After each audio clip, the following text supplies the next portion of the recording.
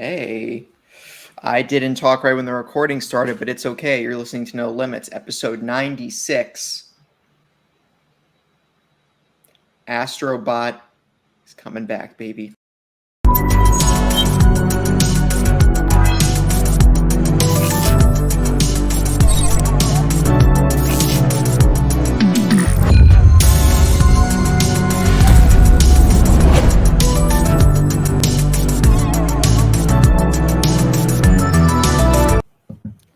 Hello, everyone. You're listening to No Limits, episode 96. My name is Taylor. Sorry, No Limits is a PlayStation podcast. My name is Taylor, and I'm joined by my co-hosts, Brianna and Sam. Remember, you can find the video version of this podcast over on youtube.com/SaveTheGameMedia every Tuesday. While you're over there, make sure to subscribe to the channel. If you'd rather listen to audio, we are on all your favorite podcast services. We would love it if you could leave us a review. It helps us grow, and we would love any feedback. If you want to support us and get early access to all Save the Game Media content, head over to patreon.com/SaveTheGameMedia and choose the tier that's right for you. Just like our current patrons did. Fabulous Brianna, Brianna's mom, Brianna's brother, Lindsay, Nikolai, Knight, Cypher, Primus, Brenton Myers, Marcus, Neil, Lillian, Mimi J, David Hodright, Dave Harp, the Xbox Expansion Pass, Alpaca Tom, Lee Navarro, So Can It, and we have one new addition to the patrons list that I didn't add to the show notes. I'm trying to find them. I was going to remind you, and then I was like, he's got it. I got it-ish. Let's see. Where did Kevin put our list? It's in the pins of the host channel. I know. Oh, in the host channel. We'll get there, guys. No. Well, Aha. Ellery Woods Parker III. Thank you. I appreciate the length of your name. I was just about to say that. I kind of enjoyed that. Much. Hope you enjoy our antics. And yeah, maybe when you listen one of these days, Bree will finish a game. What's the chances that that's Sam?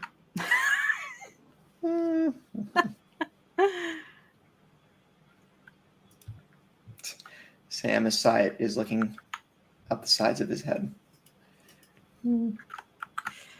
Listen, I feel like there's a chance that that person's British, in which case it could be Sam. Right. All right. So how we doing? What's cooking? Sam, don't answer that. Nothing. It's a fire hazard.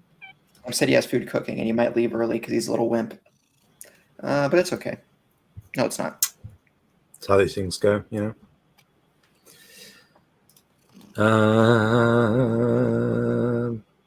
I just realized, like, I didn't tell you guys, but I also drafted a version of the document, so we now have two versions of these. What? Sam, you never told me. What? I just said I never told you, Taylor. You know, Sam. But I'm gonna.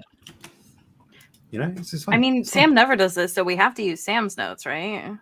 No, you don't. Sam, my wife's boyfriend, and you were gonna have a talk, all right? Sorry, I'm having to do some mental gymnastics to process that. Okay. Oh God, what is this formatting? Somebody. Where did you put it? What do you mean? Where did I put it? I just put it in the Google Docs thing that we always have. I have it. I got it. Wait, I don't see it. Did it and redid it, you know? It might not be shared with you since you use your account and not the No Limits account. No, I'm on the No Limits account. I'm on the shared folder in the show notes section. Is it not there? There's so much happening right now.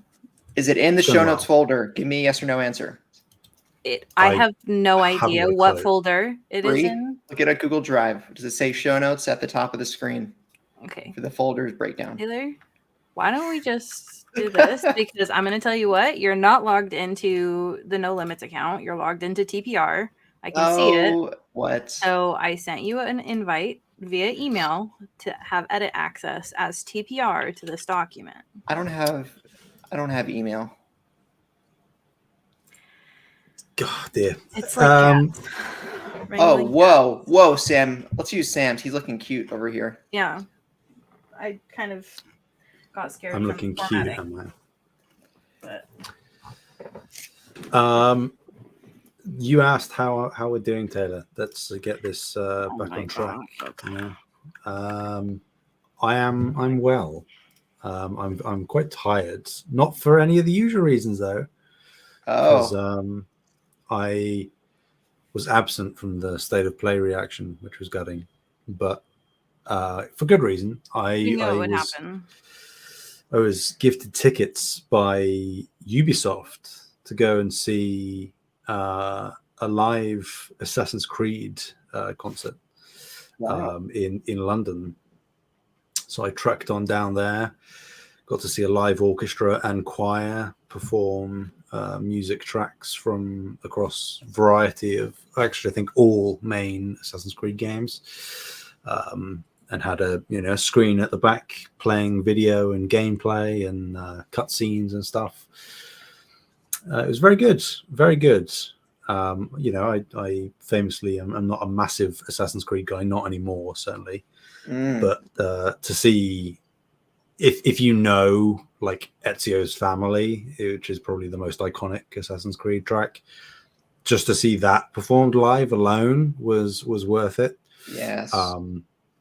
So I mean, I've said it on Twitter, but I'll say it here on the record that thank you to Ubisoft for those tickets. Yeah, so I still haven't quite fully recovered. The journey back from London that night, the concert finished at about 11 p.m. and it took me about 4.5 hours to get home, which is very abnormal. Did you drive all the way? Yeah. Took the worst part away. Yeah, wow, yeah, horse and carriage, and then rode a dragon for the remainder. Hell yeah. Yeah, so haven't quite recovered from that. That was a couple of days ago. But yeah, no, I'm good. Otherwise, it's been a nice change of scenery, because otherwise I'd just be stuck here playing games or doing work. So that's me. Were you driving on the left side of the road? No, I was driving on the right and I was going backwards. It does freak me out that you guys drive on the other side of the road. That means you were driving left then.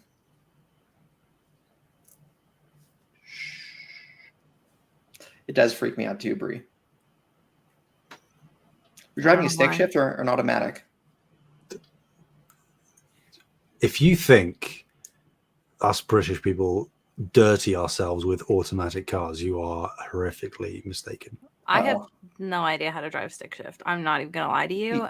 I drove it once, and my ex-stepdad said that I was the worst stick shift driver he'd ever seen. Maybe that's why he's your ex then. Well, damn. I mean, I have no control over whether my parents get divorced. Nice try, Taylor. You could always use extortion or blackmail. Taylor, put the shovel down. Stop digging the hole. No, keep digging the hole. Let's see what happens. All right. All right.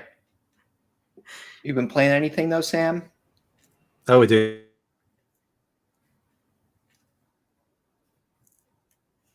Cat Quest 2, because that came to the PS catalog. That was a little bit of fun for a few hours. It was. Oh yes, it was. I've played a very, very, very small amount more of Helldivers 2. I do want to get back to that properly. Same. What else? I went back to the Star Wars Battlefront collection. And got the platinum on it, because one of the reasons I bought it is because I felt like I not only wanted the nostalgia, but also to like feel like I completed it, because really back in the day I just played instant action and didn't really explore everything, all the different modes, and platinuming it kind of made me do that. So it was nice to sort of have that as a way of exploring one of my classic games in a way I hadn't before. So I did that, and I've set myself a challenge, folks. Getting that platinum on Battlefront put me at 298 platinums. Oh, okay. So I'm 2 away from 300, and I famously said once I hit 300, the intention is for me to not stop, but just slow down and take a break from the trophy hunt. Okay. This is what addicts do, huh? Yeah. So I've set myself a challenge. 299. I'm going to do Cuphead. Okay. Oh God, that'll be tough. It will. And then Elden again, Ring. I've already platinumed Elden Ring, Taylor. Just stop it. Okay, cutie. Elden Ring 2, that's what I'm going to be platinuming. No, for 300, it's probably a game you haven't heard of. Wait. What? I'm gonna guess. What? Okay, guess. Go on. No. 9 Souls.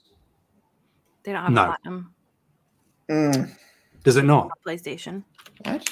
It's not on PlayStation. 9 Souls is not on PlayStation, so it can't have a platinum. What's its rating on OpenCritic? It got great reviews on Steam. It doesn't even have a page, but oh my God, you guys, we'll talk about it in a second. That game is incredible.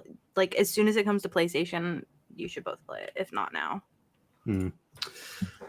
Yeah, 300 is going to be a game called Jump King, which I think I've heard of this.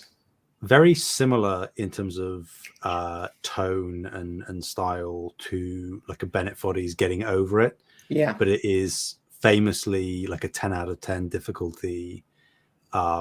Takes like 100 hours. And I want to just push myself. I think I said back in the day it might have been like Crash Bandicoot 4 or something, which is also incredibly difficult. I did start that, but I haven't finished it. And I thought about a number of other things that I have on the backlog that I couldn't get to. And there's not really a game right now that's sentimental enough to me that I haven't already platinumed that I'd want to make for 300. So I thought I'd do 2 tough ones, one pretty tough one, and then one very tough one, and have that be like I can breathe a sigh of relief after those 2 are done. That's the intention. That I'll get so frustrated getting these 2 platinums that I will never want to do it again. I mean, listen, I agree with your decisions, but just in case you forgot the game existed, you could also platinum Eldest Souls. Yeah, no, I'm not going to do that to myself. See, he secretly enjoys the torture. Because if it's too much torture, he won't do it. See? But that's all I'm playing. Nice. Taylor, how are you and what have you been playing? Oh, don't worry about me. How have I been doing? Guys, I need to stop thinking about work and worrying about work and, not making my life work. So I'm working on trying not to do that. Or trying not to make work everything. Yeah. So as part of that, I've been playing Control once again. Woo. Once again, fam. Once I've again, only I'm been playing asking for your support. I've been playing for like 4 months, but it's getting really good. It's a lot. I feel I'm much more engaged in the game now than I was at all earlier by a large margin. And I can levitate now. So, I'm basically Spider-Man. That's how that works. Famously, somebody that can fly. Yeah, it's very good. I'm liberating objects. Not colonizing, but liberating altered objects. So, if you have that little sticky note that won't stop posting itself on your wall, and then it posts itself all over your office, then you have to leave the office. Try to make sure that doesn't happen. So I liberated a fridge. I think I'm going to try to do with a lamppost or a light. Perhaps a rubber duck. So yeah, that's really fun. And the game, it's a very good video game. As if people didn't know that already. Also, I am eager to, once Control is finished, I am eager to play Animal Well. Yes. And then Astro Bot's Playroom. Again, right? You've played it before. I only played a few levels of Astro Bot's Playroom. I'm not playing that. But I loved what I played, Sam. It's like the best platformer on PS5. It It's is. free. It'll take you like 8 hours, less than that to finish. It's if you have any kind of emotional connection to PlayStation and you care about the history and the nostalgia, it is gushing with it. It is pure joy incarnate, and everybody who has a PS5 has access to it. Thank you, Taylor. You know, at least you have some, you know, like at least you have a heart, you know, that you will play. Wow, jeez.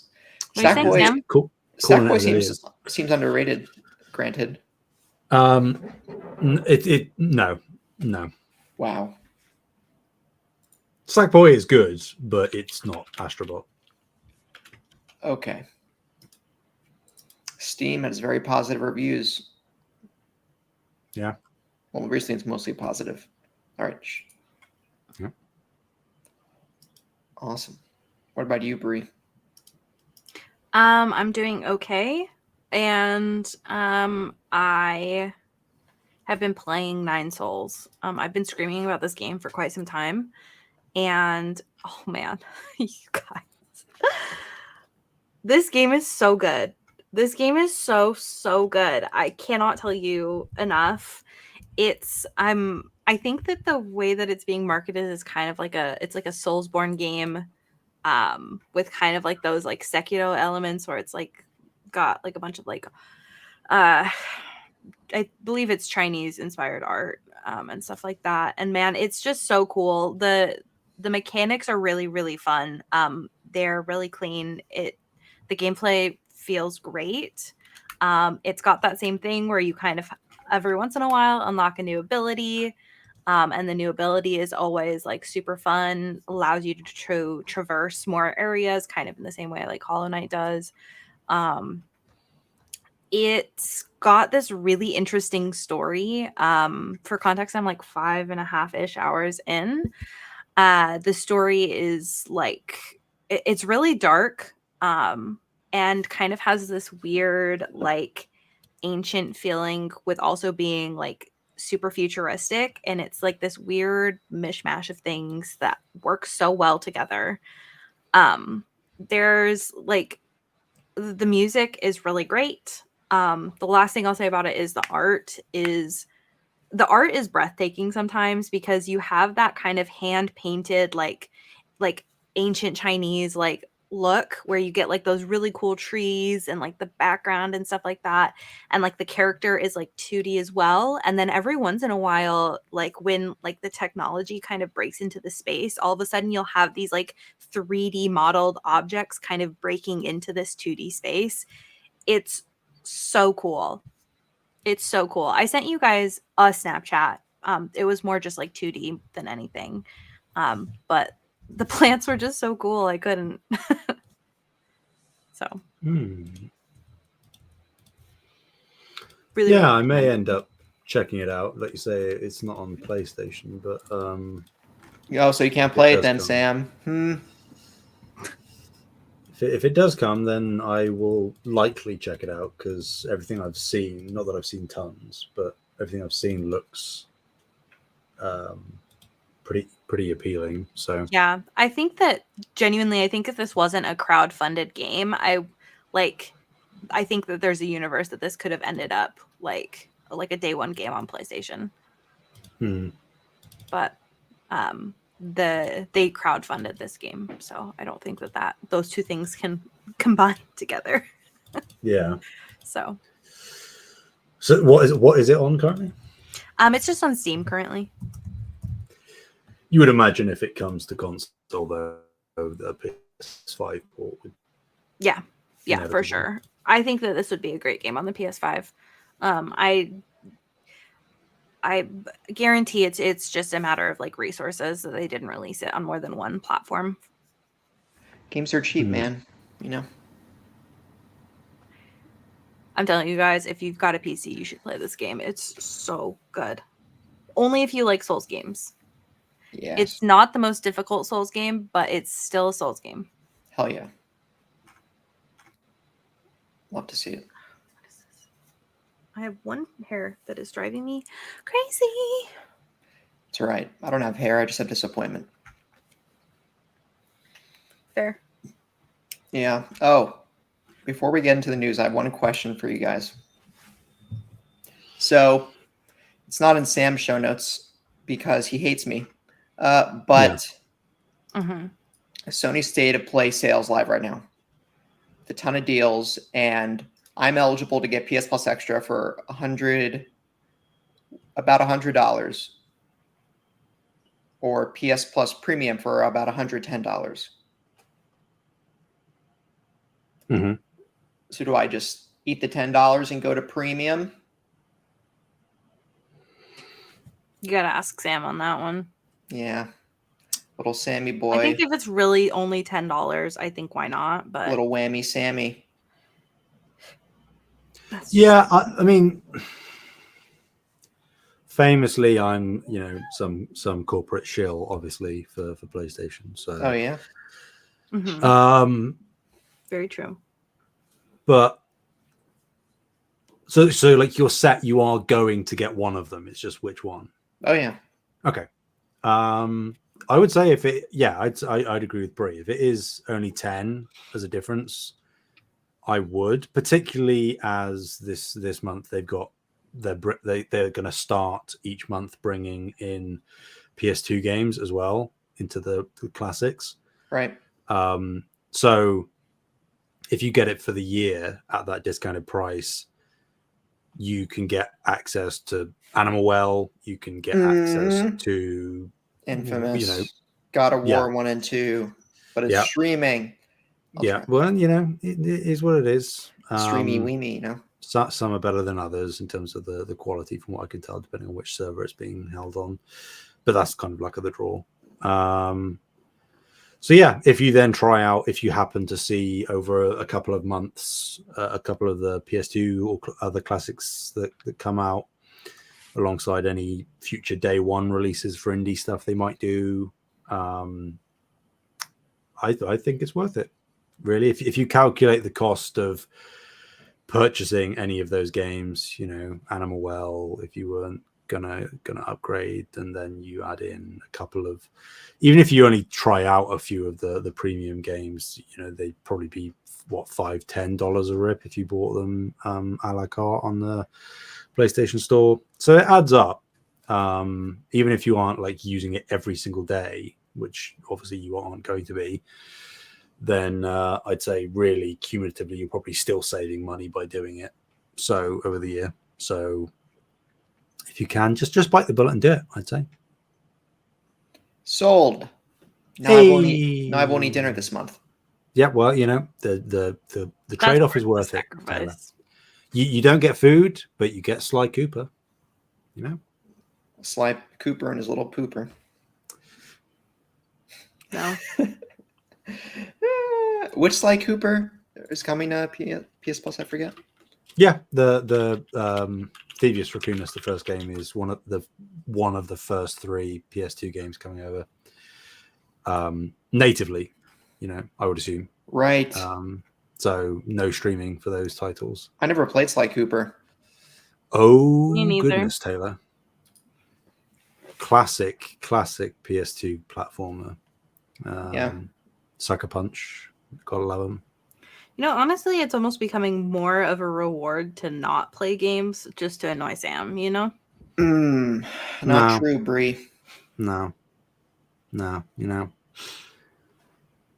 Depraved individuals get more joy out of torturing others than just enjoying, media entertainment. But that's okay. Whatever floats your boat, Brie. That's fine. I won't judge.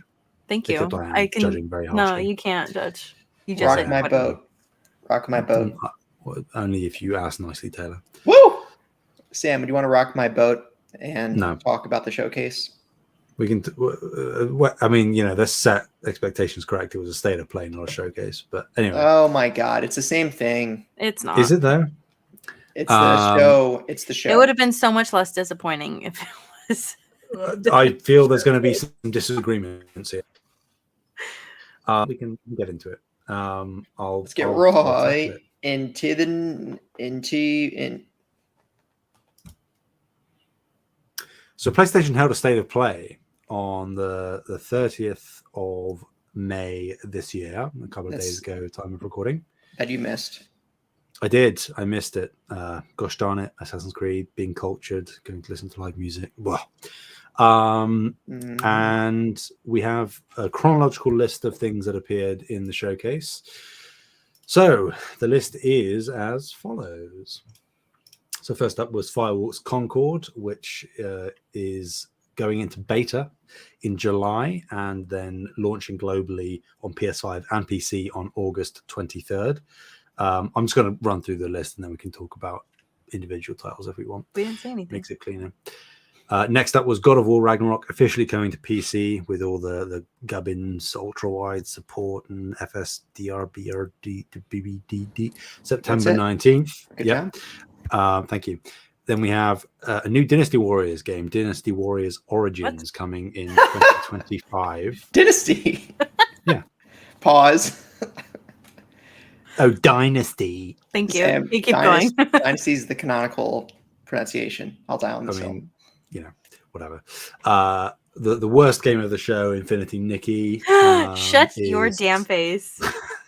It's testing, apparently, whatever that means. I'm so excited for this game. The game looks so stupid. Thank you, Taylor. Q3 of this year. Then next up was Ballad of Antara, which is a free-to-play RPG coming in 2025. Then we had a little PSVR 2 segment. First up was Skydance's Behemoth, which is coming fall 2024. And then Alien Rogue Incursion coming holiday 2024. So I don't know what the distinction is there really in release dates, but hey-ho. Then next up was Marvel Rivals, which is coming to PS5 in a closed beta in July. You would assume a full launch not long after that. Where Winds Meet was up next and just confirmed as in development for PS5. No date or year put down, so that's probably quite early. Until Dawn remake shown again, no date, but coming to PS5 and PC fall 2024. We already knew that, but hey ho, it was here again. Then Path of Exile 2 is coming to PS5 in early access late 2024. Silent Hill 2 remake confirmed to be coming to PS5 October 8th. We had a new gameplay trailer for Monster Hunter Wilds, which is still slated for 2025. No refinement on that window there. And then finally, Team Asobi showed off the new full-length platformer Astro Bot, which is coming to PS5 exclusively on September 6th. Before I kick it over, I'll just bring in the two questions because it all relates to our opinions and stuff. So Brandon, one of our lovely co-hosts on Save the Game Media, asked thoughts about the state of play and potential power of a late year announcement. Late year announcement, I would assume, probably referring to the potential of another showcase of some kind. Then I don't know how to pronounce this, so I'm sorry if I'm wrong, but Tyrabo is how I always read it in my head. Just call him Ty. That too, Ty. Asked, was the state of play that bad, or are people just forgetting that state of plays have never really been that in-depth like showcases? A lot of crying going on. Do these losers need to chill out, or what's the story? So that's I've been speaking for a few minutes, so I'll kick it over to you guys for your thoughts. Bree, you were obviously there live reacting, which people can go watch. Thoughts, people?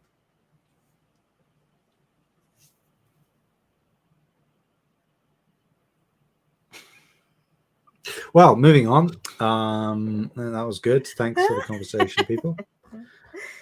Okay, so I think that there were some really interesting games in this state of play. I think that, Where Winds Meet, looks interesting, very clearly in development. I think that we got to see that Until Dawn, or sorry, not Until Dawn. You guys, my brain. Silent Hill 2 is not the janky camera. It's over the shoulder camera, which I was like, thank God. Mm-hmm. That was the last piece of confirmation I needed to purchase Silent Hill 2 remake. So I will be playing that as my little spooky season game later this year.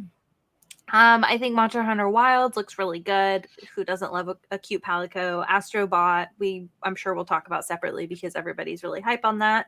Personally, I'm really excited. I know Kyle is as well about Infinity Nikke. We've been looking forward to this game for just over a year now. It's magical girls dress up and cottagecore, and so Kyle and I are going to go be lesbians in the forest together and build a cottage. So that's what I'm looking forward to. The rest of it, I could leave. Taylor? Sorry if it seemed like I was busy for the past minute. You weren't. Okay. You're just pretending. I was pretending. Yeah. Someone threw me like 3 free game codes that were time sensitive. So I redeemed them. Anyway, first get the spicy take out of the way. Someone who's never played Silent Hill 2, I think Silent Hill 2 remake looks great. All right. Oh. I think it looks really cool. Graphics are great. Monsters look interesting. I think I'll pick it up one day. All right. And I didn't think people did not like some people did not like the remastered character model of at least 1 or 2 of the characters. Mm-hmm. But I think the game looks cool. So take that, internet. Concord looks mid. It is surely a game that exists. And for me, it's not a game for me. Mm-hmm. If you're into Overwatch or stuff like that, hero shooters. But what stole the show was the correct answer is obviously Astro Bot. This is going to be the start of a maybe perennial platformer franchise for PlayStation moving forward. Taking the baton from Sackboy or Little Big Planet and just using Astro Bot as a way to celebrate really a multiverse of a PlayStation, the brand as a whole, in addition to the technology, and just building really good 3D platforming video game. And it looks fantastic. The color palette, the music, the level design, the vehicle design, it's all different PlayStation hardware, the references and the Easter eggs littered throughout for different PlayStation protagonists. There is never, I think this is the first PlayStation Spirit. This is the first celebratory PlayStation video game since PlayStation All-Stars Battle Royale. Or I guess since Astro Bot's Player technically, but in terms of full-length video game since PlayStation All-Stars. And I'm really excited for it. I'm getting it day one. And if you wanted a justification to have your DualSense, I guarantee you it'll be on that game. Yeah, everything else for the show wasn't not my cup of tea, but yay for PC getting God of War Ragnarok and Until Dawn when that comes out. Monster Hunter Wilds looks pretty good. And I'm curious to see where Winds Meet ends up. But yeah, other than that, that's it for me. Oh, one question for Sam. Sam, how let me just ask this. Will you be playing Marvel Rivals? Almost certainly not. Oh. I may try it, but it's not something I'm excited or looking to play. It may be a thing of, if there's a lull at some point over the next year, I might download it and give it a go, but it's not something I'm looking to get invested in or anything. So. Gotcha. Yeah. Fair enough. Yeah, so I obviously didn't watch it live. I would have loved to. I am slightly confused about the reception to the state of play, because I think the state of play is like a solid 7 out of 10. Because again, we get back into the usual thing of like, where are Sony's first parties? Well, why aren't they talking? And it's like, yeah, okay, we need them to talk, but they were very clear that this is about games coming for the rest of this year, and they accomplished that. They set out that there are. Oh, there's no they said- games coming this year. Like, Well, Concord, There's Astro Astro Bot, Bot. Silent Hill 2 remake. well, Silent Hill laid 2 out- remake isn't them, and But it's also what's going exclusive. on in November and December. What do you mean isn't them? It's what's coming to the platform, and it's not coming to PC or Xbox, I believe, at the same time, is it? They laid out a number of exclusive titles for the remainder of the year, both first party and not. So, like, yeah, I guess we don't know anything coming in November or December, but we also know that they're realistically, well, I mean, there isn't going to be anything, because if there was, we'd probably know about it. And we know there's going to be nothing in the first few months of 2025. But you'd also have to factor in that in the financial report, Sony were very bullish that fiscal year 25 and 26, which you would hope anyway, but they said that they are expecting significant returns and increases in first party revenue. So I've heard, and a lot of people are hearing, the scuttlebutt is that there is going to be a showcase in September time, which was the plan last year, but obviously that changed. We didn't get one. Now, obviously, could that mean they don't do another one this year? Yes, of course. Anything can happen. I think that is a bad idea if they decide to not do that, particularly with the PS5 Pro coming out. They kind of need that to go hand in hand with the announcement of that console refresh. But we'll learn about that. I think, would I have loved to have seen additional stuff here? But yes, but they clarified ahead of time that the first party stuff you're seeing at this show is the stuff coming this year. I would agree with you generally, both of you, that like the majority of the content here isn't things that actively interest me, but all of the stuff showed relatively well, I'd say. Like, I agree, Concord certainly isn't a game for me, but I didn't look at that game and go, that looks terrible. It just looks formulaic and derivative, which most hero shooters are nowadays. Marvel Rivals was in this show, and that is another Overwatch clone. Quite obviously so in very specific aspects.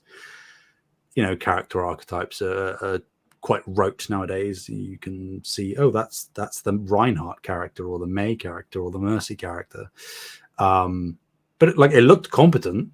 It just didn't look super exciting. But I don't know if that's an obligation in that space necessarily, because if people play the beta and the gameplay is really solid and they stick to their guns, because they said, unless I'm misremembering, they said that it was every week they're going to have a new little cutscene that gives you additional story. If they can keep that sounds crazy to me. I feel like you're kind of setting yourself up for failure by saying something like that. But if they're confident enough to say it and do it, then that might be something, because Overwatch leans heavily on people's connections to the characters, and the love that they have for the characters and their personalities. So they might be trying to go for that angle. And if you feel connected to the characters, or the character that you play at least, then you might be more inclined to stick around. Again, a gamble.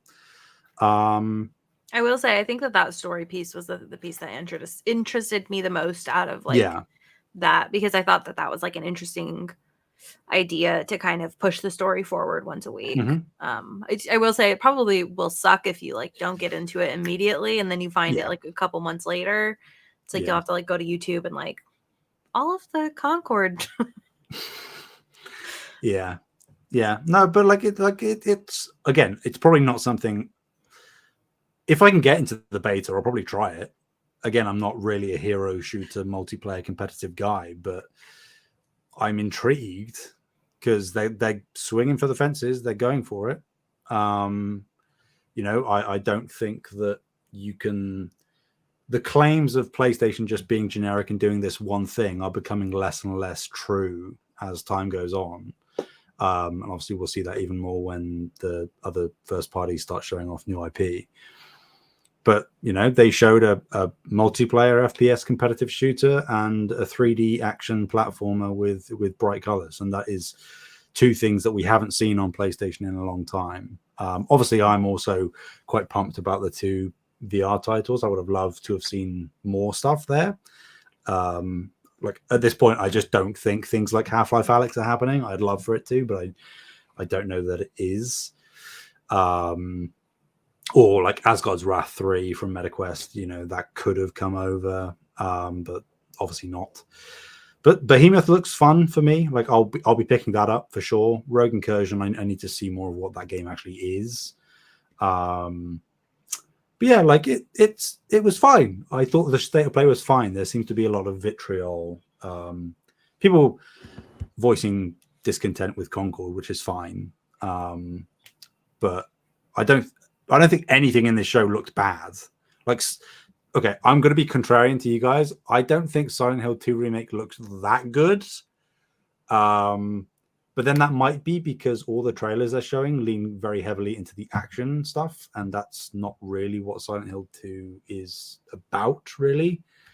I'd love more of just like a tone thing and really walking silently through the town, through the hill, and over the hill and picking stuff up and going, oh, it's very foggy around here, isn't it? And so it might just be how they're deciding to present it, whether it's Konami or Bloober or whoever. But no, I thought it was good. I think, like Taylor said, this to be fair, this would have been a demonstrably worse show if Astro Bot wasn't there.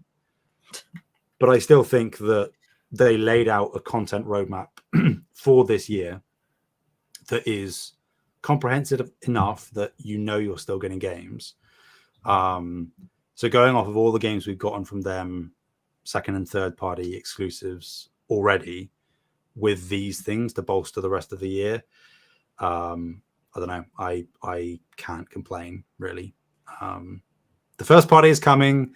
And the more that they don't talk, the more we're going to have a thing that is just blowing the whole load at once. And that just means that show will be that much better. So, yeah, like I thought it was good. I thought it was a good state of play. People saying it's one of the worst shows they've ever done. I just don't see that. That's not true. There's definitely been worse. Yeah, the worst show they ever did was when Jim Ryan tore off his clothes and started running around the stage. Yeah, and said Gran Turismo is out in cinemas now. Woo! He says, "Hello, game fans." Yeah, that's what he said. Yeah, that was classic. I remember that well. Mm-hmm.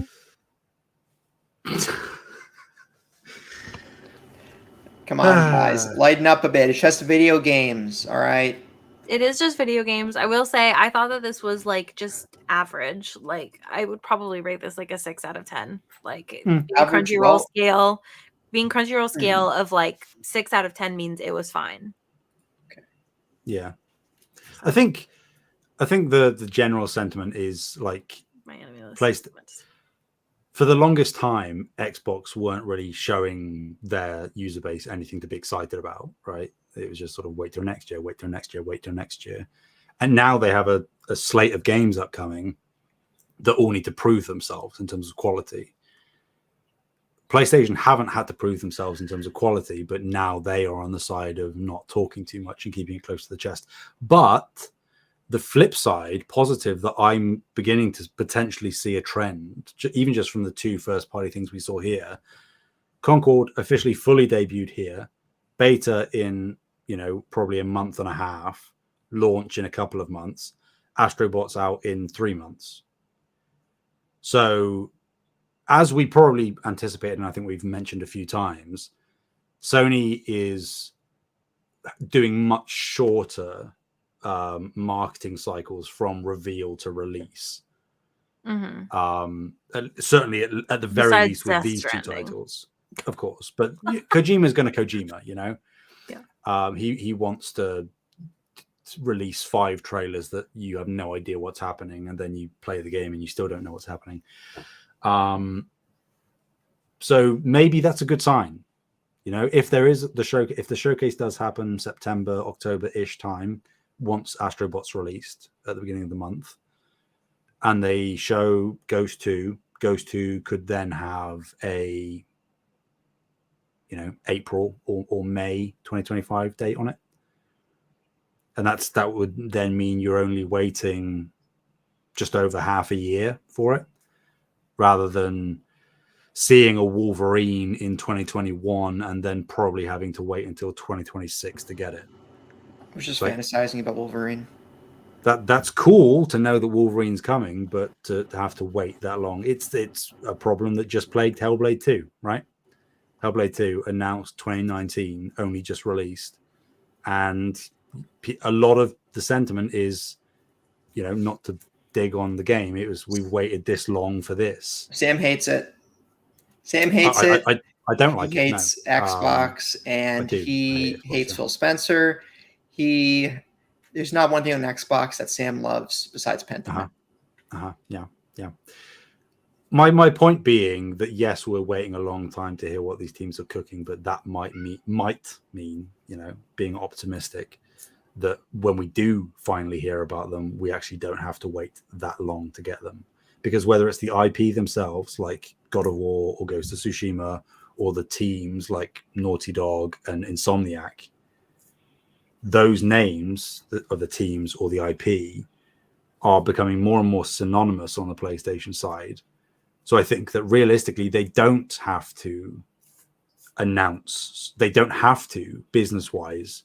Obviously for the fans it would be better, but for business-wise, they don't have to, because they know they could announce that Last of Us probably comes out in 2 months and it's still going to sell tens of millions of copies. Yeah. So it's a very privileged position for them to be in. And, you know,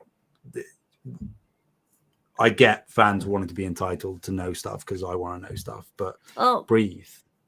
Yes. Okay. Give them space. Let them cook. I will say, I mean, we know, we'll know when the next Naughty Dog thing comes because it'll be leaked.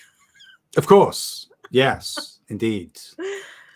Just before it's officially announced. Yeah. Yep. So I said, well, we knew Naughty Dog wasn't going to be here today because nothing leaked. Yeah. All right. Sony San Diego is right there. All right. Uncharted 5. What would it be called? A New Beat. A Thief's Beginning. That's cheesy as hell. Anyway. All right, let's keep going. We gotta keep moving our little butts along. No, we can. Okay,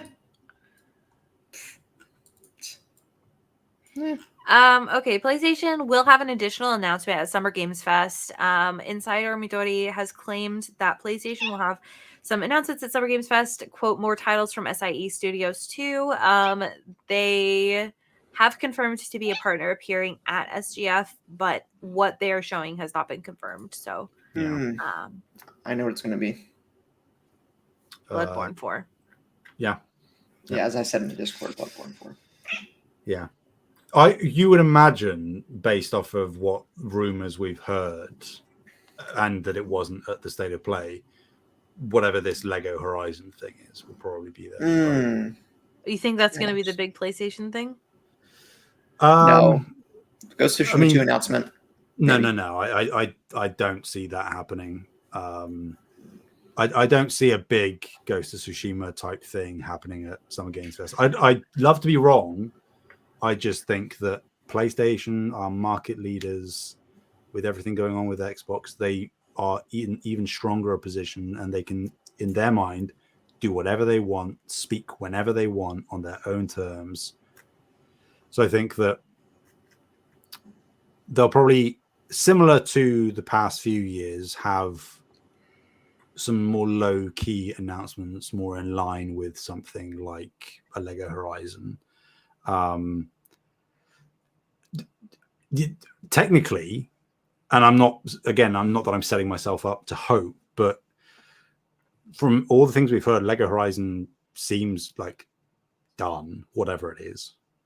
So they could show that at Summer Games Fest and say that it's today. also this year at some point. Dude, that Shadow Astro Drop will Bot be game interesting. looks so done. Like, it looks like it's overclocked. How dare you? Oh, that game looks like it was finished years ago. How dare you? Not in a bad way. Like, not like it's, oh, this art is old. It's just like, I'm pretty sure we just saw all the bosses. Anyways. Well, they said eight galaxies, and each of the galaxies has a big boss at the end.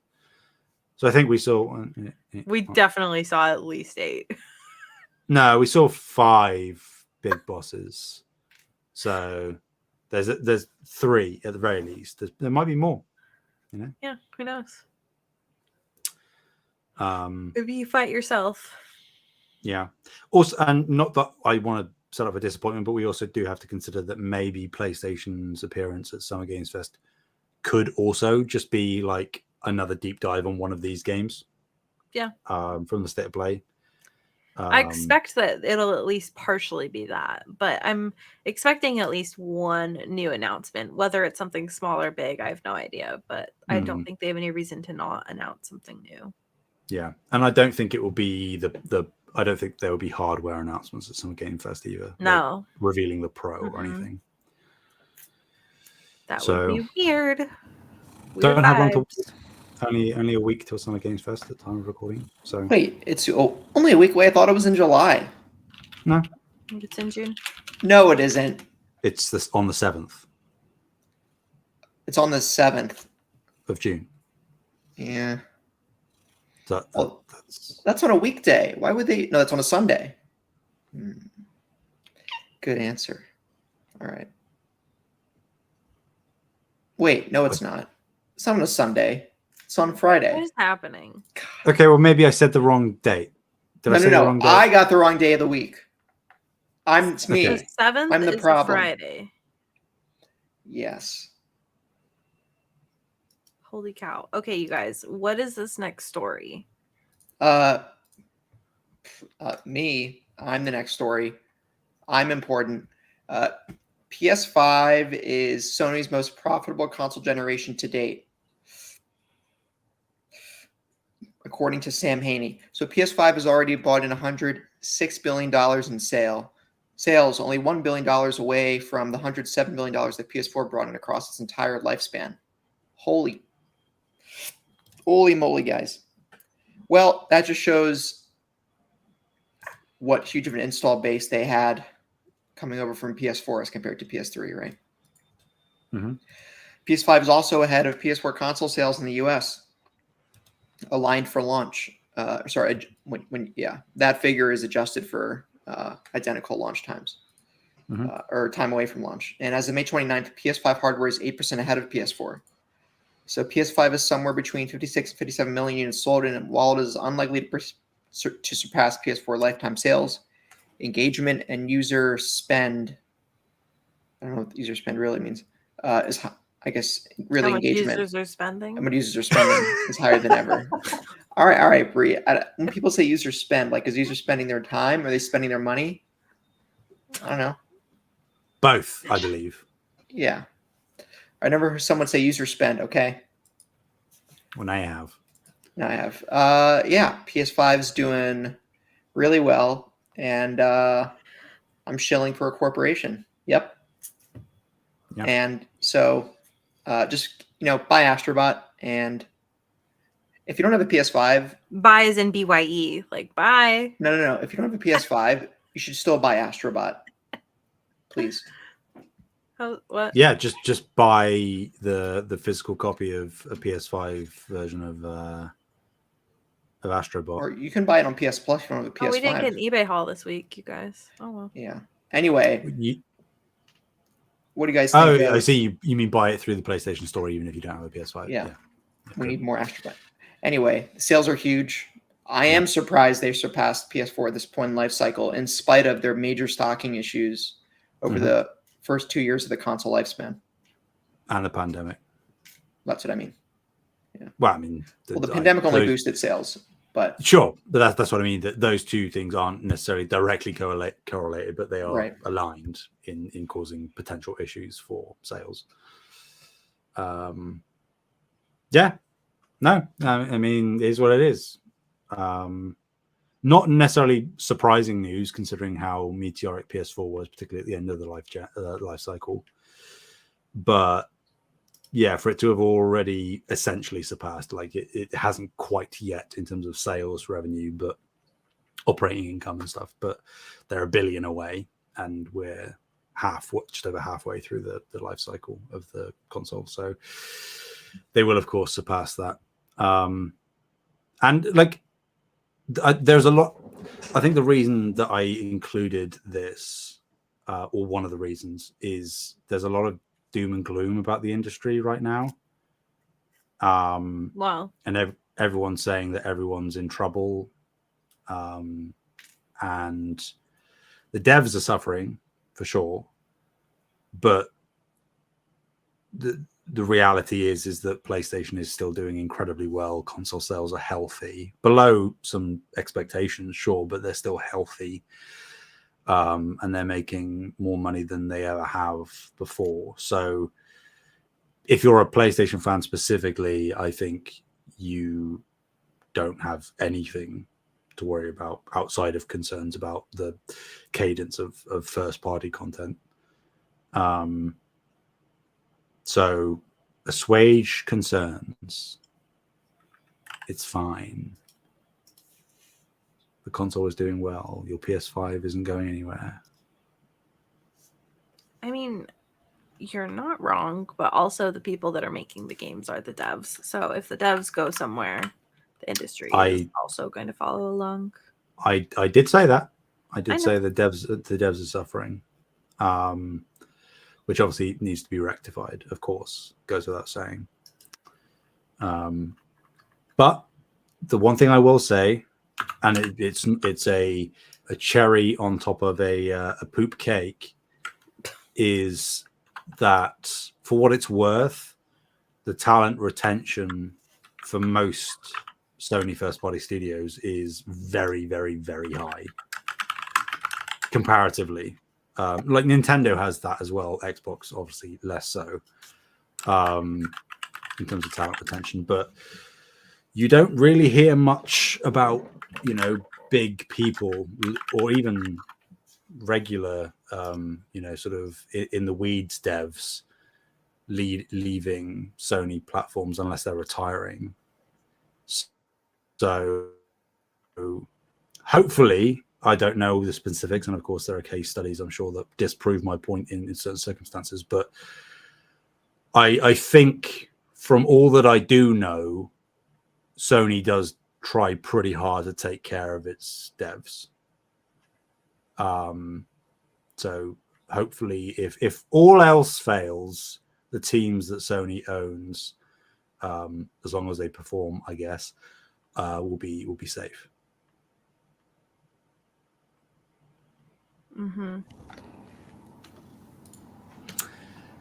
Okay. So a brief one, not really anything too crazy here, but there was it is crazy, actually. Crazy. There was the business update meeting thing across Sony over the past week. As of today, time of recording, Herman Hulst and Hideaki Nishino they are now officially the co-CEOs. And in this business presentation to investors, Herman Hulst was talking about the strategy in terms of PlayStation's multi-platform push. Spoilers, everything's going to Xbox. I kid, of course. Herman Hulst clarified that live service titles will be released on PS5 and PC day and date, but he reiterated the intent that while single-player games will release exclusively on console and then inevitably come to PC at a later date. So as Tom Warren reports, he says that this isn't a break from the pre-existing strategy that we've seen, especially over the past few years, but it is still valuable insight to understand exactly how Sony operates and how they view the console. Not doing a this or that, but Xbox is moving away from the priority being the console. They've said it themselves, where the console ecosystem is still pivotal to how Sony operates and just to its survival for PlayStation. And Herman, this is the most contentious thing I think for people, explained to investors that the idea is to still expand the audiences by bringing the games to PC eventually, but the intent is to incentivize PC players to enter the console/PlayStation ecosystem in order to experience the sequels to those games as they release, rather than waiting. None of us actually think that's going to work, right? No. Yeah, PC players will wait. On a grand scale, at least. It's not. Yeah, I was just I took the Steam hardware survey today. I looked at the results from April. Most people have graphics cards in the 1000 series from on the order of 7 to 10 years ago. My point is that PC players have no problem waiting for hardware. Most of them, no problem waiting for hardware or software to come to PC. So I think Sony might be underwhelmed by the amount of perceived PC player conversions they get buying their consoles. People who play on PC and PC only will wait for the games they want to play in nearly all cases. Yeah. And like this really is buzz talk, right? To sound good to investors. That's how you should read these things. It's how you should read any really front-facing statement from any of these corporations, that realistically they're speaking to the investors, not you. Unless, of course, you happen to be an investor, but you're probably not. There will, of course, be very niche cases where a PC player who isn't necessarily a die-hard PC player plays God of War Ragnarok and then sees whatever the next God of War game is announced and releasing on PS5, and they may decide to then go and pick up a digital PS5. But those cases will be very minimal, to the point where it's almost obsolete talking about them. But still, it kind of behooves Sony to try that first, because as of right now, they aren't really suffering as a result of not being day and date on PC. Obviously, they're seeing the success of things like Helldivers, but they are still market leaders in the console space, premium console space anyway. Obviously, Switch is a different kettle of fish. So I think it kind of makes sense that they essentially play the waiting game and just stick to what they have done so far until it kind of begins to really stop working. And obviously that isn't now. So it is business as usual with PlayStation. I think that is the right decision for them. I wouldn't have an issue with day and date PC for anything. I think that it's inconsequential. But they really care about the console. That's really the end of that's it. That they just care about the console, so they will do whatever they can for as long as they can to make the console the place that you go if you're wanting to play PlayStation games. Because yes, they can get a full price game sale on Steam every now and then from people, but if you buy a PS5, everything you do on that console, they get at the very least 30% of everything you do on that platform forever.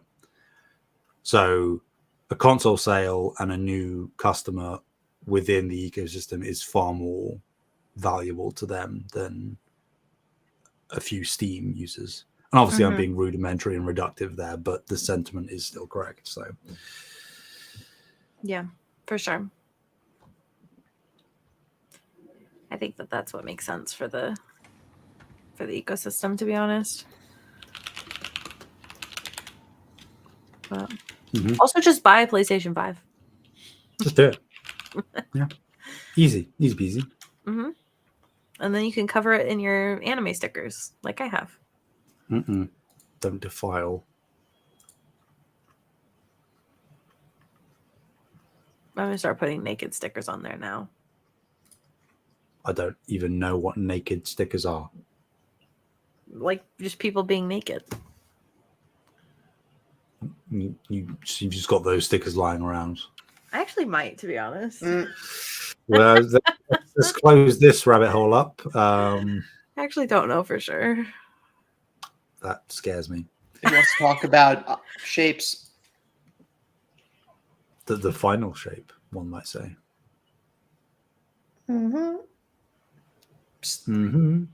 Okay, I will read it then.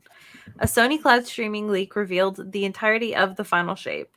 Ahead of the final shape's launch on June 4th, the entire DLC was playable for around 5 hours before the issue was resolved, with the final shape set up to be the conclusion of a 10-year narrative within Destiny, upcoming raid gear, seasonal content, the final shape campaign, and missions, and even cutscenes were leaked onto YouTube and various social media sites. And that's awkward and embarrassing for everybody involved. Yeah. Bungie just can't catch a break, it seems. They really can't. Really admittedly, though, not that I'm a Destiny guy, but it does seem that the community is being like relatively cool about it and not sharing stuff. Not that I'm in those spaces, but I'm terminally on Twitter and I haven't really seen anything. So good on you, Bungie people. Destiny players. Good job, Bungie. Bungie people. Bungie people. Bungie jumpers. Those people refers to Bungie devs. Mm-hmm. Yeah. So I thought I'd tag it as a news story because it's disappointing. Because it's disappointing. Great sound. And they're also become that in a weird way, like we were just talking about, Brie. I mean, you joked about it with the showcase stuff, but they're kind of becoming the new Naughty Dog, it seems. Of just every single time, just before they do something or they're getting somewhere, they trip over a wire or step on a rake. And this wasn't even Bungie's fault, to be fair. It was Sony and PlayStation. But I think that the key takeaway is that none of this is being spread like wildfire, like The Last of Us Part 2 leaks. No. So but it's also, I think, affecting them negatively more than it has Naughty Dog, I'd argue, because Naughty Dog, while the leaks really suck, I don't think it's like seriously negatively impacted them beyond like ruining the surprise. I mean, I disagree. I think The Last of Us Part 2 leaks months in advance before the game came out were like catastrophic in terms of. I don't think I even saw those leaks. I knew of them, so maybe. Well, the solution is just fire your whole staff because you don't know who the leaker is. That's it. That is a solution. You guarantee you get the thing that did it then, right?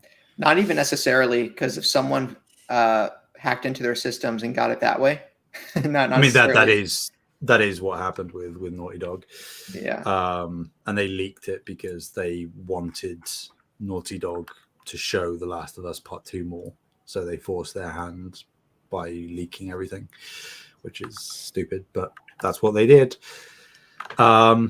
Yeah, at least this doesn't appear to have been somebody like being negligent with their job. It was just an issue with the cloud streaming service that caused a bit of content that was obviously ready to go and just sort of stopped waiting to come out before it was supposed to.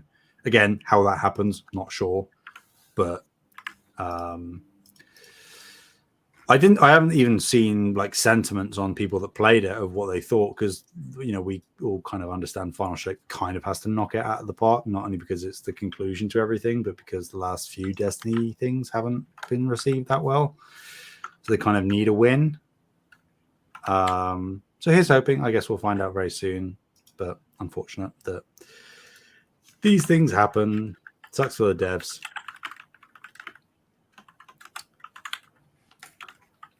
If you're sharing anything, shame on you. You know.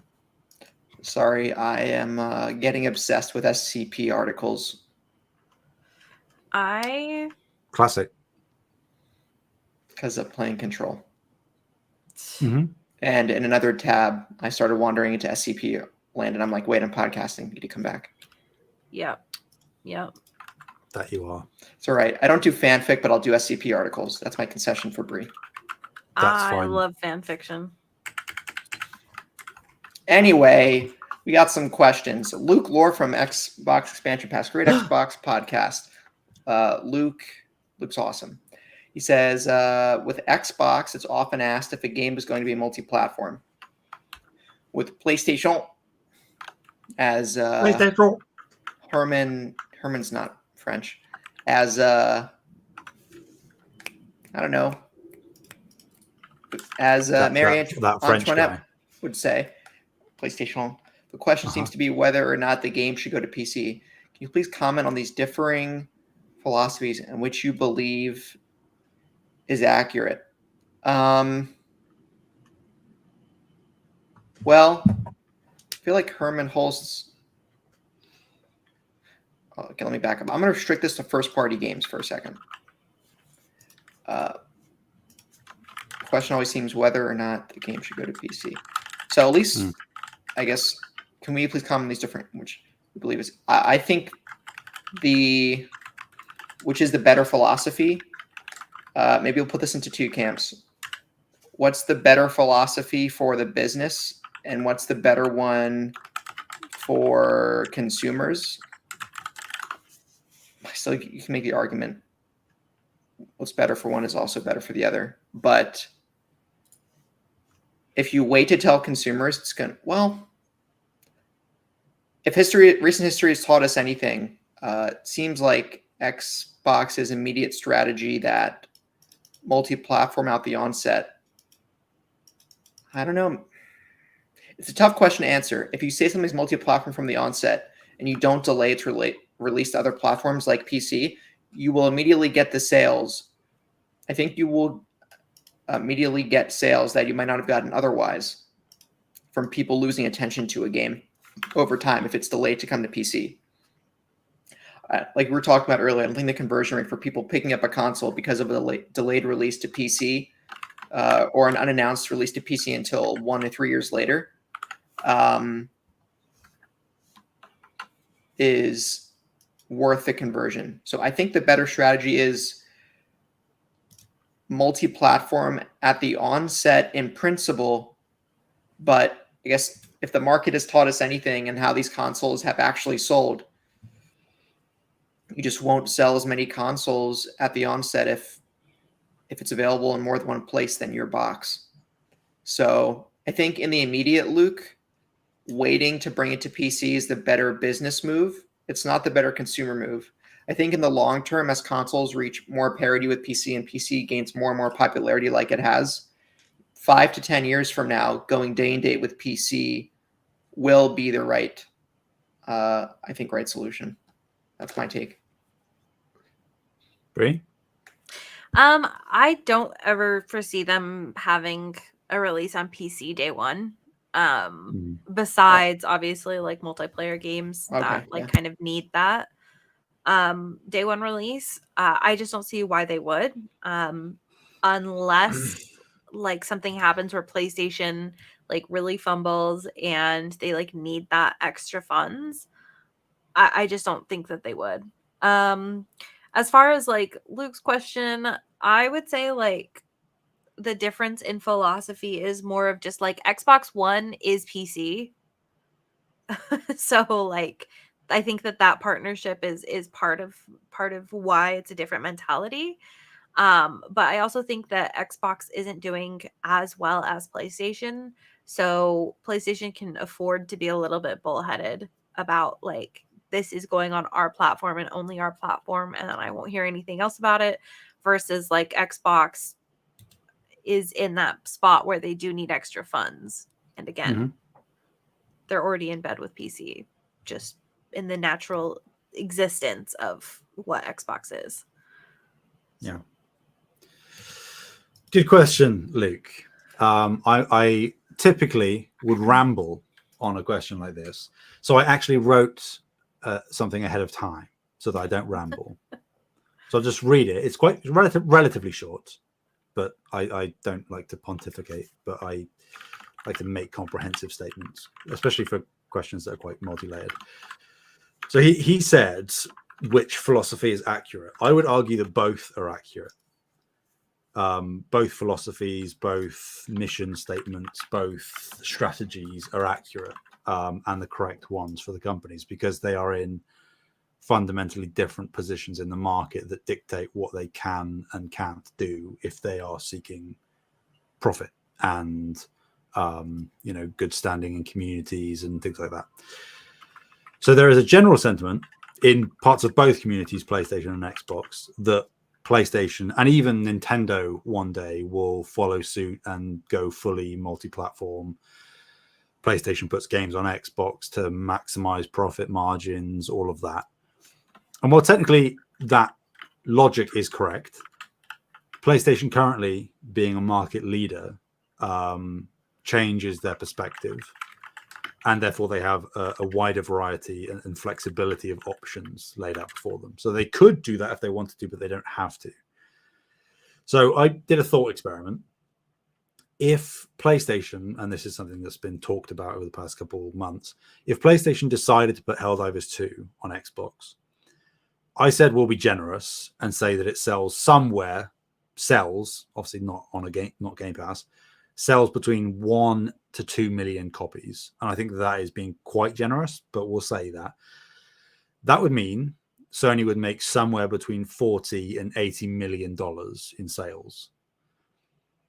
So that's certainly not nothing, but PlayStation and Sony by proxy they're in a position where they would almost certainly prefer to eat the loss of that additional revenue to maintain that their platform is the only place that you can play these games that are in the zeitgeist. Obviously, that would have a direct impact on player count as well, but PC isn't a direct competitor in the console market, so safely expanding to the PC in stages it makes sense for PlayStation to do that. It also keeps the Pandora's box sealed, so you aren't putting a game on Xbox and then the questions that are plaguing Xbox right now of, well, when is this coming to PS5? When is this going to come to PS5? Is this going to PS5?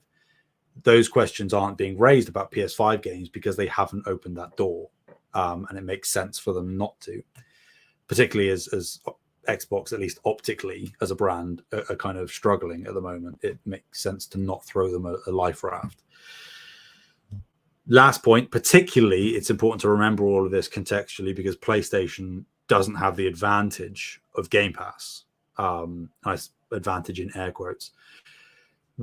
Certainly when it comes to multi-platform titles, because if you're looking for pure value, multi-platform releases that are on both consoles, but that also happen to have a Game Pass deal, by default, and nobody's going to argue this, make Xbox the best option if you're looking for value alone. PlayStation just can't replicate that. It's not financially viable for them to put titles of massive scale onto PS Plus day one, and therefore it behooves them to capitalize on their position as market leaders to attract exclusivity contracts that they can get cheaper than their competition, and then have the draw to the PlayStation ecosystem be the games themselves and not the monetary value that Xbox has. So PlayStation can tout that they have more games exclusive, whereas Xbox might not necessarily be able to get the biggest games on their platform, but they can get decent sized games, and Game Pass is the draw. So both philosophies are correct, accurate, and they're reflective of their different positions in the market. The health of the ecosystems, I think mainstream optics play a part in this as well. as well as how finance and success are measured within those corporations. So while multi-platform may end up being the future eventually across the board, it isn't the business reality of the world as it exists today. And I would argue Xbox are doing it out of necessity currently because of how much they've consumed in terms of publishers specifically, that they can't lock down previously multi-platform best-selling franchises.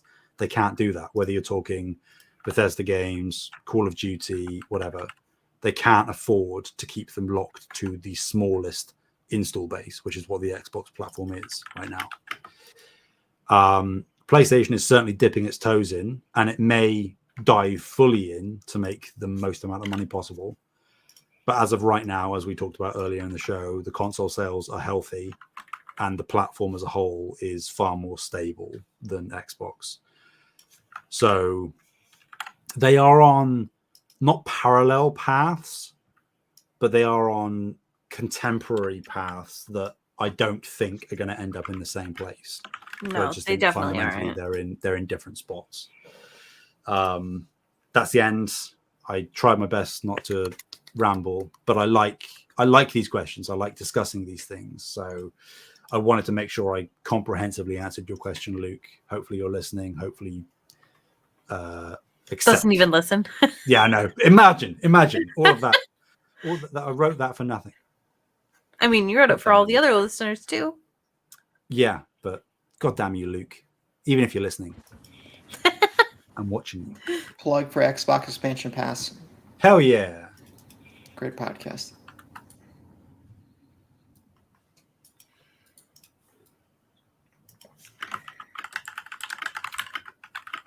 All right. I just found out one of my favorite manga is getting a live action series. I'm super excited. Yeah, Lara Croft Tomb Raider. No, it's called I Hear the That Sun classic Spot. manga, yeah. It's a romance. Oh. All right. Ty has 2 more questions. It's based on everything we've gotten this year. What PlayStation exclusive would you say was the best? And also, which one do you think was the biggest success for Sony in terms of strategy? I mean, there's an obvious answer. Everything that's released. Biggest success for Sony, Helldivers 2. Yeah. Which one was the best in terms of quality? It's probably between Helldivers 2 and Final Fantasy 7 Rebirth for most people. Probably. Most people might say Final Fantasy 7 Rebirth, but yeah. From what I played, Helldivers 2 so far. Because I haven't played Rebirth. Yeah. Do you concur, Brie? Honestly, or are you all about that Stellar Blade? I am so about Stellar Blade. It's not even funny. Yeah. Which PlayStation exclusive would I say is the best? I mean, I really do think that like success for PlayStation wise, anything like the Final Fantasy exclusives, I think are like clearly like they stand apart. I think that those are like really huge gets. Like Final Fantasy franchise has been around for a very long time for a reason. It's a huge franchise. It's a successful franchise in general. I think that that's just huge. I think that PlayStation continuing to build a relationship with From Software is also a really big one. Mm-hmm. For this year specifically, I really do think Stellar Blade was also a huge get. I think that Stellar Blade, although it has its flaws, is overall a really incredible game. And I think that them building the partnership with Shift Up is a really, really good idea. And I think that they should continue to build that relationship. So I think it's going to pay off for them in the long run. Yeah, I'm with Taylor. I think undeniably in terms of success strategy wise, it's Helldivers 2. It's not even a question. In quality, I would probably say Rebirth, just in terms of the amount of content that's in that game, and how big it is and how well received it's been. I could easily make a case for Helldivers 2 personally, but I think quality wise, Final Fantasy is the biggest and the best in the traditional sense. So Okay. Nice.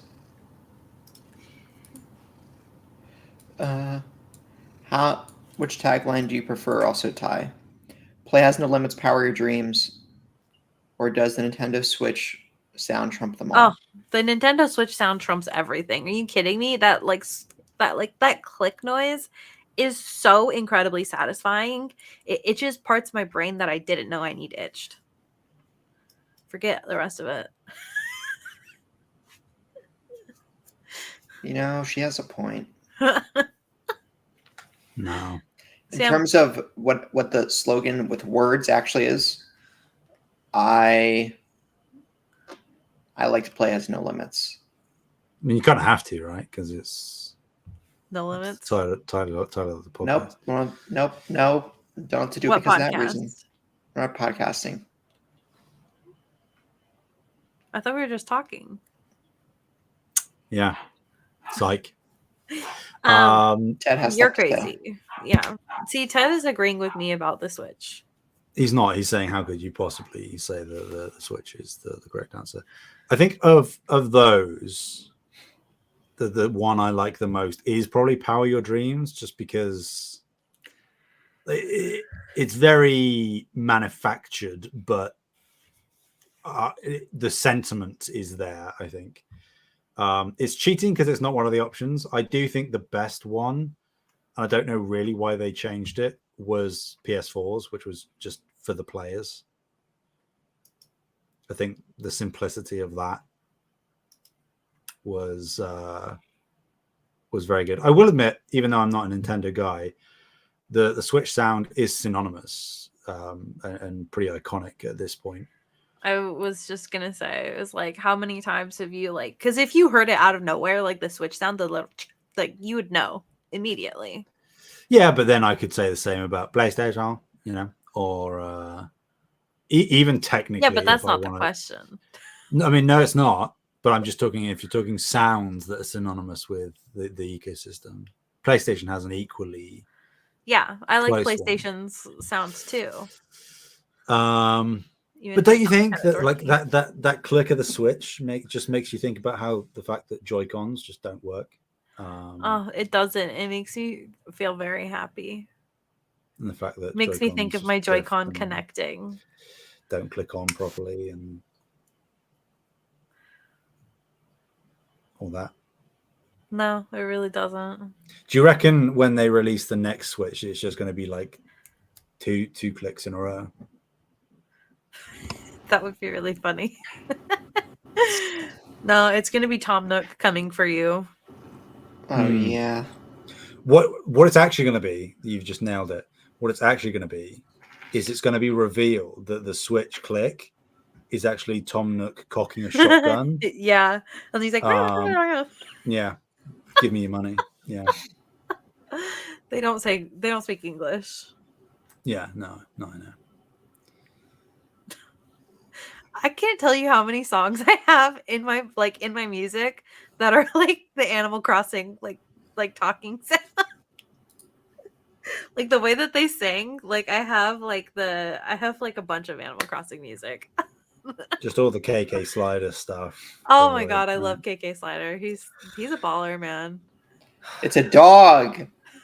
Dogs can't play guitar. But he does.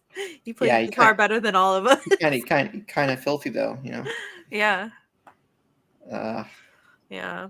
Guys, imagine a 6-sided die, but it landed on a 7. I have my 20. What's happening? I have my D20. Nope, that's not a 6-sided die, Brie. But that's all I've got right now. I do have more dice, but I don't know where they are. Nor do I care. Taylor, imagine a 7-sided die that lands on 8. Now I need to look up an SCP article for a dice. 1 second. There's absolutely going to be a dice SCP. Oh yeah. And it's going to be like if you land on a certain number, you just instantly die or something. I wish I could somehow look up how many Animal Crossing songs I have. I think that's KK Slider is probably an SCP. I think that information is searchable, Bree. How many songs Animal Crossing have? Yeah, but it's not Animal Crossing soundtrack. It's people using the. Oh wow, Sam. There are many SCP articles with dice. Yeah. There is the sort by rating. Hold on. KK Slider is an SCP that lulls you to sleep with its music So, and then eats you. There's the answer dice. There's the hallucinogenic dice. Bad and naughty dice go to dice jail. Dice gods, dice with death. The dice always land. Okay. Anyway, Update. I have at least 2 that I know of because it's in my favorite songs playlist. I have the Bubblegum KK, which is Glitch City, and it's Game Chops and Curly. So it's a remake. And then I have another one that's the Camel by Camel Anka mix. And if you know, you know. And that's Duzzled in Game Chops. If you don't know the Anka situation, come to me in the Discord and I will tell you. But it is not safe for work. look, if Stellar Blade's safe for work, anything. It's Anka. The Anka Camel by Camel remix is straight up from Pornhub. Okay, that's. It is worse than. It's inappropriate. All right, Yeah. we still have 2 more questions. Do you guys want to leave them?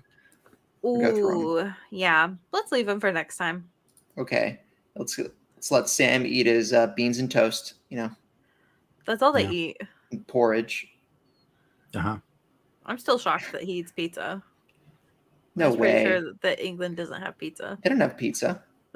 I thought they didn't. We didn't have pasta until last year, so. Well, that's not true because Did you say pasta? He did say pasta. What's the name of the critically acclaimed Nintendo platformer mascot who wears red and white? Do it. Do it.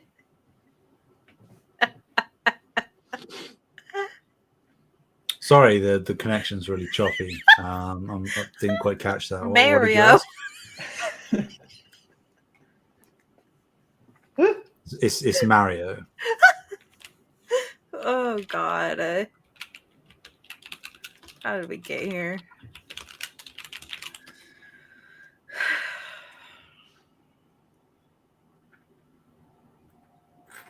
Just Mario. They do have Indian food though. Yeah.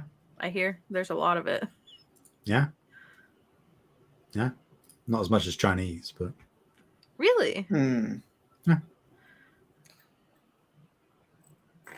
You have more Chinese food than Indian food? Yeah. For sure. Interesting. I think the cuisine that's around me the most is probably Mexican food. Well, you are You live in in California. SoCal, so. Yeah.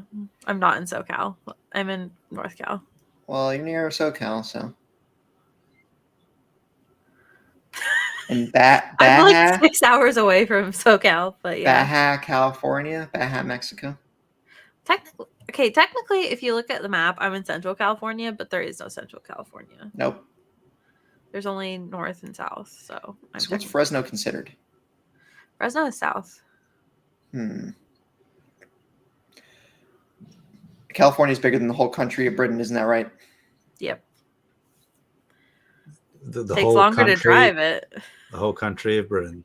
Yeah. Yep. We'll find England, the UK, all of it. North Ireland. Ireland hates you, Sam. Yeah. True. Yeah. Yeah. They do. For reasons that are probably pretty good. Yeah, relatively fair reasons, yeah. Nah. You know, what's a little colonization, you know? Anyway, are we doing a post show today? No, we can't. Posty toasty? Okay. No, because Sam's got to eat food, according to him. Sam's got to eat food. Well, thank you guys so much for listening. Again, this is episode 96 of No Limits. You can find us on YouTube at Save the Game Media and check out our Discord. Links are all in the show notes. Where can people find you, Bree? You find me at Fabulous Brianna, FABULAST BREANNA. All right. What about you, Sam? Anywhere and everywhere at Sam Heaney, Heaney. You can find me at The Oldest House and Pissboard, formerly known as Discord. Yeah, Discord. And on PlayStation at Mr. Carter 9. Well, on PlayStation at Mr. Carter 9, MrCarter NINE, and on Discord as TPR. So Taylor, whatever.